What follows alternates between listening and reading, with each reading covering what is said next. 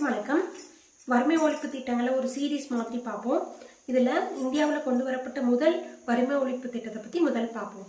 First கொண்டு வரப்பட்ட திட்டம் சமூக முன்னேற்ற திட்டம். இது 1952ஆம் ஆண்டு அக்டோபர் 2ஆம் நாள் கொண்டு வரப்பட்டது. சுதந்திர இந்தியாவில் கொண்டு வரப்பட்ட முதல் வளர்ச்சி திட்டம் சமூக முன்னேற்ற திட்டம் தான். உள்ளூர் மக்களோட பங்கேற்புடன் கிராமங்களுக்கு தேவையான அடிப்படை வசதிகளை ஏற்படுத்துறது தான் இந்த திட்டத்தோட முக்கிய நோக்கம். கிராமப்புறங்கள்ல சமூக மற்றும் பொருளாதார வளர்ச்சியை ஏற்படுத்தணுன்றதுக்காக இந்த திட்டம் கொண்டு வரப்பட்டது.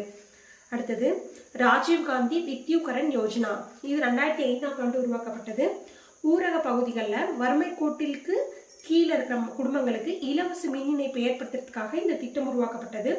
அது மட்டும் இல்லாம அனைத்து கிராமங்களிலும் உள்ள குடும்பங்களுக்கு மின் இணைப்பு இருக்குதா அப்படின்னு சொல்லிட்டு கன்ஃபார்ம் பண்றதுக்கும் இந்த திட்டத்தோட இன்னொரு நோக்கம். 2018 அனைத்து கிராமங்களும் மின்மயமாக்கப்பட்டதாக கவர்மெண்ட் அறிவிச்சதை தொடர்ந்து இந்த ராஜீவ்காந்தி வித்யுகரன் யோஜனான்ற திட்டம் தீன் தயாள் உபாத்யாயா கிராம் ஜோதி யோஜனா என்ற திட்டத்தோட இணைக்கப்பட்டது. நன்றி.